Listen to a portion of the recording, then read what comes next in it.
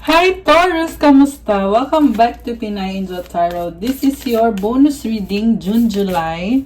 General love reading. Tingnan natin ang energies connected sa'yo ngayon sa love life mo.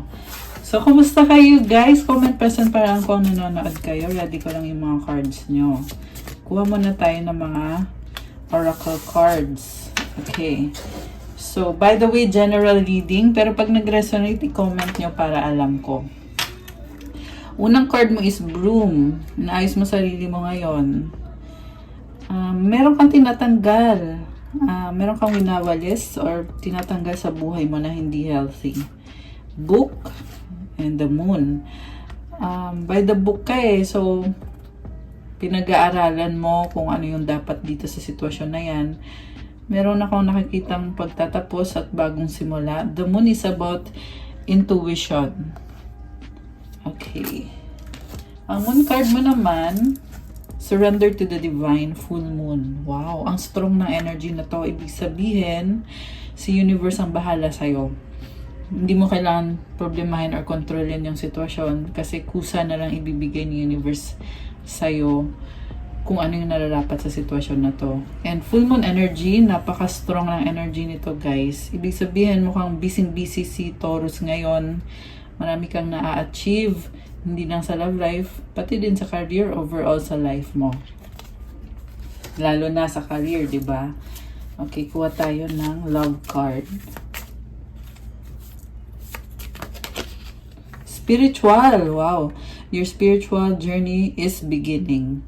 So, ang strong ng intuition mo ngayon. Love! Love conquers all. So, possible na ang kadil mong tao ay soulmate mo. Trust. You need to have trust in a relationship in order for it to flourish. Kapag meron daw trust, magbo-bloom yung relationship na yan. Higit pa sa naiisip mo or sa inaakala mong magkakaroon kayo sa relationship ninyo. Maganda to so far. I feel na meron kang person na very special, merong love, at medyo issue lang itong trust eh. Pero pag nagkaroon na ng trust na yan, makikita mo na lang na maraming blessings na dumadating. Okay, check natin yung sa tarot cards mo. By the way, kung kailangan nyo ng gabay in case nag-resonate ang reading, pwede kayong mag-book ng private reading. May bayad po yun.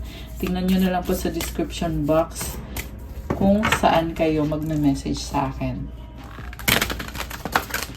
So, ano ang energies connected kay Taurus? So, thank you sa palaging panonood mga Taurus. Ito na yung pinangako ko sa inyong bonus reading. Okay. So, baliktad yung card. Baliktad rin natin. Ito naka-reverse ha. So, unang card mo, napakaganda, the Empress. Mukhang in love ka ngayon. There is fertility, abundance. Definitely merong love. Parang hindi mo kailangan habulin yung love kasi andyan na. Kusa na lang yung papasok sa buhay mo. Queen of Cups, ini-enjoy mo ngayon. Possible na ito yung taong kadil mo, pareho kayong nagmamahalan, at ang lalim ng emosyon dito guys. So, masaya yung nafe-feel ko sa'yo. Unang-unang card pa lang, nakikita ko na pang long term ang connection ninyo. So, 8 of Wands, merong communication or travel. So, ini-enjoy nyo lang talaga. And exchange of energies, communication, meron. Okay. Sa bottom of the deck, oh, death. So, merong nagbago dito, no? Meron kang tinapos. Ace of Swords is a breakthrough. 7 of Swords. Knight of Cups.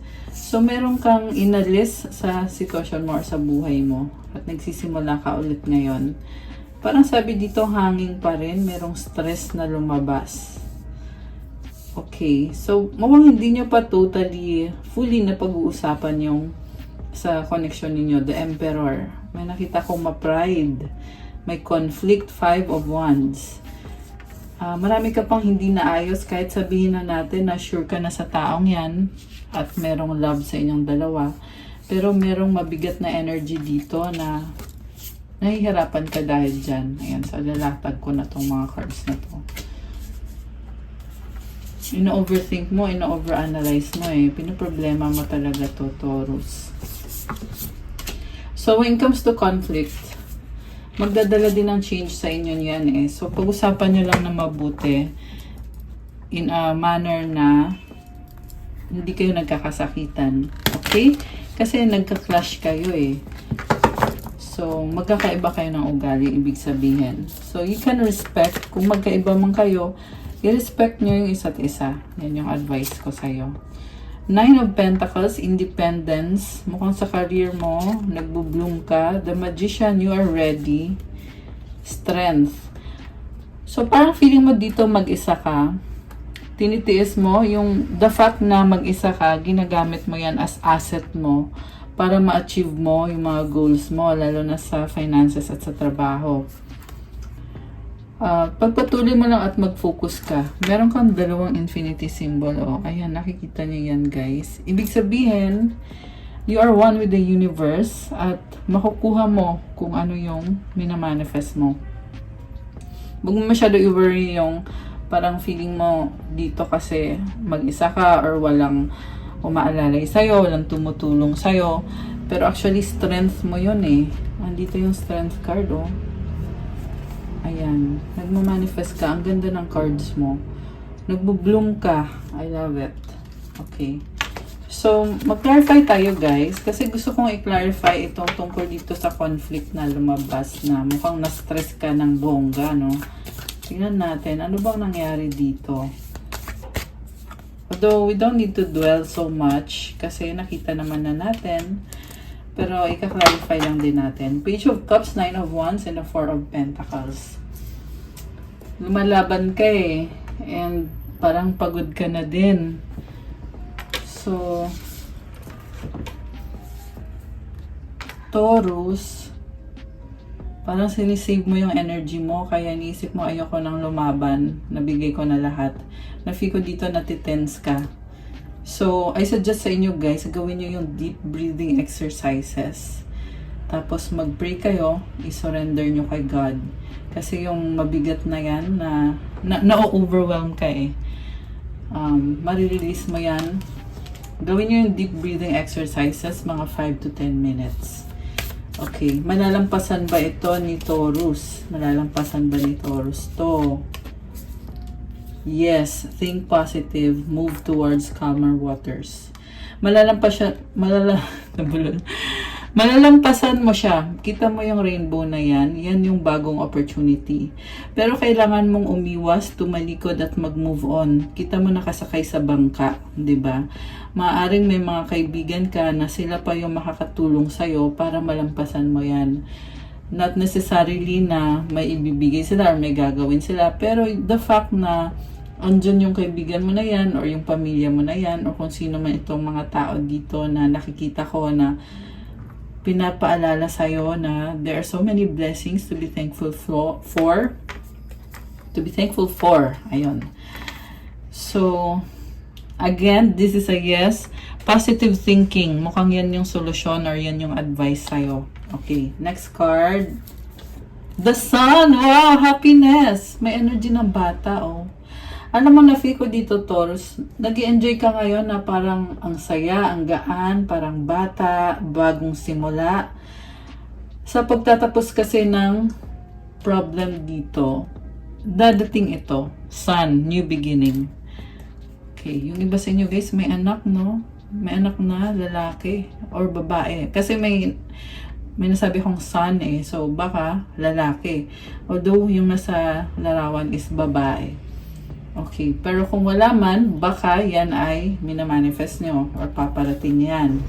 Page of Pentacles, slowly but surely, parang may nakita ko dito na small effort or action na kailangan mong gawin para maibalik ang commitment, ang saya, at ang balance. Four of Wands. Okay naman pala kayo guys eh. Ayan. Yung conflict na nangyari, sa nakita ko dito magdadala ng pagbabago at sa pagbabago na yan magkakaroon ulit ng kumbaga bagong chapter naman. 10,000.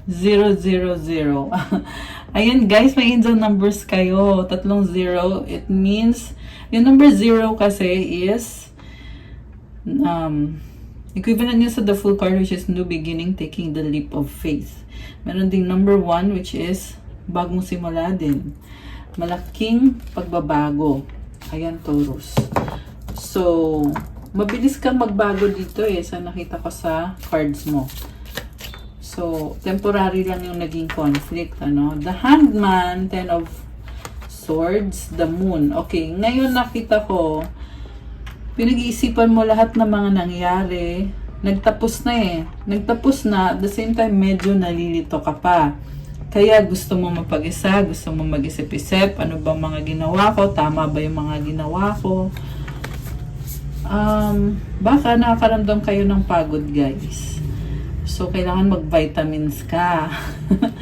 Para good health. May na-feeling kasi ako na baka nagkakaproblema sa kalusugan or sa health. Baka puyat kayo, guys. Ayan. Kasi nakahang siya o nakabaliktad siya. Ito nakadapa din. Medyo madilim itong the moon. So, alagaan yung health nyo. Ayan. Okay. Sa bottom of the deck, 2 of Swords. Merong fear. High Priestess, Temperance, 8 of Pentacles. Alam mo yung fear mo, huwag masyadong mag-focus doon kasi marami ka pang ibang bagay na kailangan ayusin. Mukhang busy-busy ka rito. Tahimik ka lang pero ang dami mong ginagawa, Taurus. Marami ka ding maa-accomplish. Nagbubunga na din yung paghihirap mo. So, actually, medyo mysterious ka ngayon Hindi ka masyadong nagsasalita. Okay. 8 of Cups. Okay, focus sa sarili. Okay. Minsan, nakakaramdam ka na parang natatakot ka, nafe-feel mo na ano na naman kaya mangyayari. May mga ganon. 8 of Cups and the Chariot. So, ang daming opportunities for happiness. Ipaglalaban mo yan kung anong nagpapasaya sa'yo. The Chariot, walang makakapigil sa'yo. This is also determination. Ayan. Meron kang tinalikuran. May nakita kong travel na baka LDR kayo at iniwanan mo siya or umalis ka. Or kung hindi man, isang sitwasyon na kailangan mo muna pansamantala, ano mo muna, let go mo muna para makapag-focus ka sa sarili mo. Okay, ano ngayon ang pupuntahan naman na ni Taurus? The Fool, ayan, bagong simula ka na. So, the Fool is about taking the leap of faith. Kita mo may cliff dito. Enjoy lang. Parang medyo natatalanta ka pa dito. Baka jet lag. Ayan, sa mga nag-travel. Kung hindi man, kita mo yan may mga stars, di ba? So parang confused ka pa Medyo confused ka pa na iniisip mo, ano ba to? Ano ba to mga gagawin ko? May aso, someone na loyal sa'yo. Parang sabihin sa'yo, uy, ingat ka dyan, Taurus. Mag-warning sa'yo. Pero ikaw gagawin mo pa rin. Okay. 6 of Pentacles. Responsibility, baka may sinusuportahan kayo or tinutulungan. Balance. Wow! 10 of Pentacles. Pwede din itong gift. May nakita kong legacy mo dito. So, baka bahay or baka pera na paparating. Pero more on, bahay yung lumabas dito. Masaya. Okay. So, ano na ang next para kay Taurus? The Hermit, the World. Focus ka sa sarili kasi may pagbabago na naman. Ang daming pagbabago May ending na naman at bagong simula. So, gusto mong mapag-isa muna hanggat inaasikaso mo itong another new beginning or bagong simula. Okay, anong outcome? Outcome na ba? Ang daming pagbabago, guys. By the way, it's Cancer season right now. Kaya, kahit Taurus ka, nafe-feel mo din yung shift ng energy season na ito. Ang Cancer season kasi is more very spiritual. Kanina may spiritual ka na card, diba? And also emotional. So, ayun, nafe-feel mo yan ngayon na lumalakas ang intuition mo at nagiging mas emotional ka ngayon, Taurus. Okay, so anong next? Ten of Cups, happiness, wish fulfillment, Ace of Wands. Oh, following your heart. Oh my gosh, the Lovers. Page of Wands. Wow, ang daming ganap. So, also, nakita ko dito, in love ka eh. Parang binago ka ng pag-ibig na yan. Soulmate mo tong taong to. Sabi sa'yo ng cards, follow your heart. Ayan, grabe. Ang ganda naman ng cards ni Taurus. Okay. So, ano pa ito? Five of Pentacles, Knight of Pentacles, Queen of Wands. Oh my gosh. So, parang merong ibang person dito na dati mong iniwanan, magbabalik. May bagong offer sa'yo. Nasaktan to eh. Ayan, Taurus. Siya yung nasaktan, pero siya din yung babalik. So, comment nyo kung sa inyo nag-resonate. Possible na nasa malayo, long distance. Kung hindi man siya malayo, mabagal yung movement.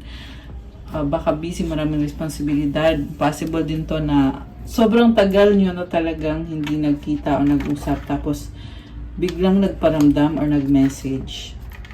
Nag-a-adjust siya sa'yo. Queen of Wands energy. Parang sinasabi niya dito, Taurus, ano na, andito pa rin ako. Parang, sinasabi niya dito na kung ano ako dati, hindi na ako ganun ngayon. Kasi iniwanan mo siya, binago niya yung sarili niya, inayos niya. Kaya ngayon, gusto niya ipakita sa'yo na ito na yung iniwanan mo. Ito na yung dati mong sinaktan, dati mong iniwanan. Ayan. 17:17 on the clock. Ayan. Kung nakikita niyo yung angel numbers na yan, may mensahe sa inyo. Meron ding 888 na numbers. So, ayan. Puro 8 guys yung nakikita ko. Para sa inyo yan. Kung nakikita niyo yung 888. Okay. So, anong pakay nito? Curiosity, Page of Swords, memories. Ayan. Baka ikaw din to, naka-curious ka kasi may memories kayo. So, nag-adjust yung taong yun. Huwag ka daw masyado judgmental. Ginudge mo ata siya eh. Ngayon, iba na siya. Seven of Cups and the Queen of Swords. Ayun oh, ginudge mo siya. Kakasabi ko lang eh. Kasi, parang nakita mo sa kanya yung weakness niya, yung negative sa kanya, ginudge mo siya. Kaya ikaw din yung nahirapan. Parang hindi mo binigyan ng chance tong taong to. Pero ngayon, for some reason, ayan, nagbabalik. Pero, don't get me wrong, iba tong taong to doon sa person kanina. Iba eh, merong iba pang person talaga na binago yung sarili niya. Eight of Swords. Okay, so, naintindihan ka naman niya, Taurus. Kaya medyo may pride din siya. Parang sinasabi niya dito, ito na ngayon. Ito na yung iniwanan mo. Ang ganda ko na. Okay. So, balik tayo dun sa main person mo.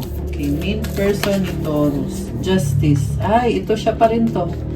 Naghihingi ng justice kung anong fair, kung anong tama. Hierophant. Wow. Five of Cups. Parang sinasabi dito, tanggap mo siya, pero huli na ang lahat. Okay. Grabe. Napaka-emotional nito, guys. Person from the past, may memories kayo eh. Yung iba may anak, may energy ng bata kanina na lumabas. Yung Six of Cups. So, ito partnership. Merong pinag-aaralan, merong nag-uusap-usap. So, bottom of the deck, Four of Swords and the Ace of Cups. Healing, new beginning. So, Taurus, mukhang ang nafe-feel ko dito, hindi ka pa ganun ka-ready eh, para papasukin ulit sa buhay mo yung taong yan. Kasi ikaw mismo nag-heal ka rin. Bagong-bago sa'yo to. Ayan. So, take your time. Alagaan at mahalin ang sarili mo. King of Swords, pinag-aaralan mo yung tungkol sa bagong simula. Ace of Swords. Ace of Pentacles pala. Two of Pentacles. Pero syempre, parang tinatry mo pang ayusin. Kasi may iba ka ding responsibilidad. Queen of Pentacles. Okay? Pag okay ka na, babalikan mo siya. Pero hindi ka pa ata okay sa ngayon. Or pinaprocess mo pa lang.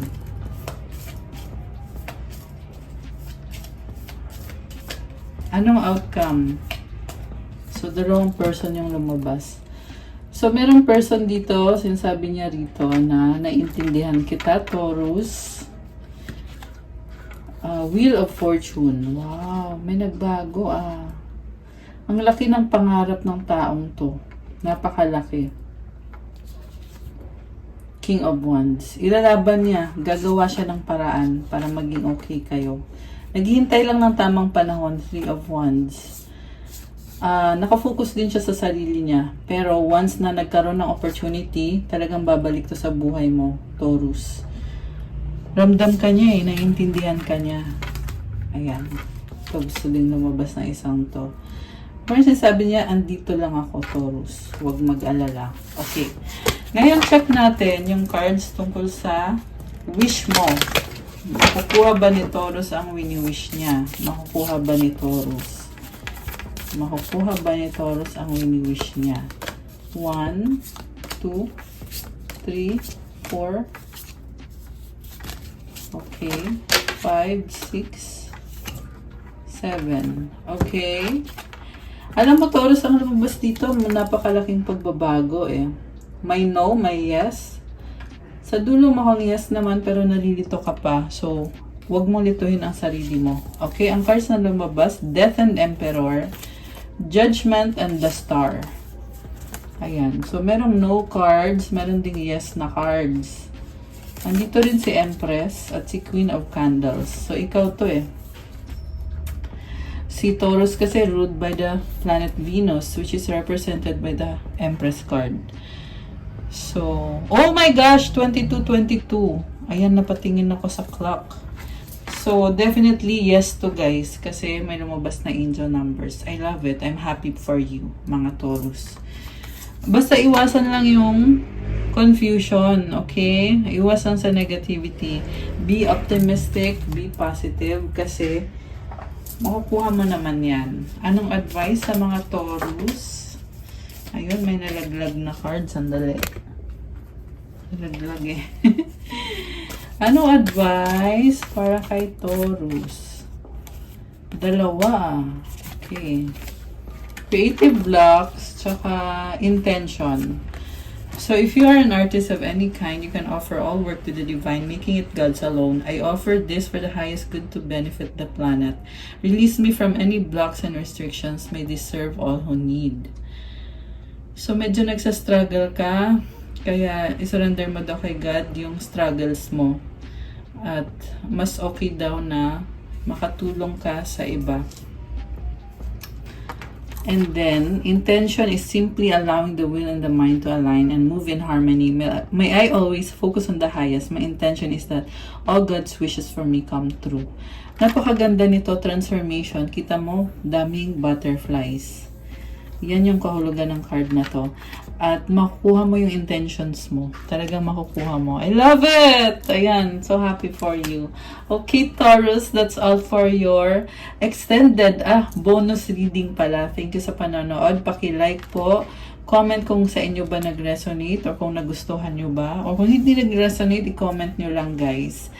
And subscribe, hit the notification bell. Thank you sa mga subscribers ko na Taurus. Thank you sa love and support. Meron pala akong pa-raffle na free tarot reading, 4 na winners. Kasi nag-celebrate po tayo ng 4 years anniversary dito sa YouTube. Panoorin niyo yung mga love message ko kasi doon po ako nag-a-announce tungkol sa mga raffle. Hindi ko pa nababanggit sa inyo dito. Pero dahil bonus reading to, ito binanggit ko na rin. So, check out my other videos doon po sa channel. I-click nyo yung channel ko. Doon nyo po makikita. And kung kailangan nyo naman ng gabay, kung nag-resonate to at kailangan nyo ng more information, you can book a private reading. May bayad po yun. So, Message lang kayo sa Facebook page ko, Pinay Angel Tarot, sa Viber or sa WhatsApp para mas mabilis. And check out my Instagram for crystals na makatulong sa inyo for calming, anti-stress, wealth, prosperity, abundance, for love, attract money, focus, motivation, mental clarity, determination, for happiness, self-confidence, negotiations, marami pang iba guys. May mga mantras at mga special prayers ito, mga bracelets kapag galing sa akin. So, tingnan nyo na lang po doon sa aking Instagram page. Thank you! Have a good day! God bless you all mga Taurus. Love you guys! Stay safe and see you again soon. Bye!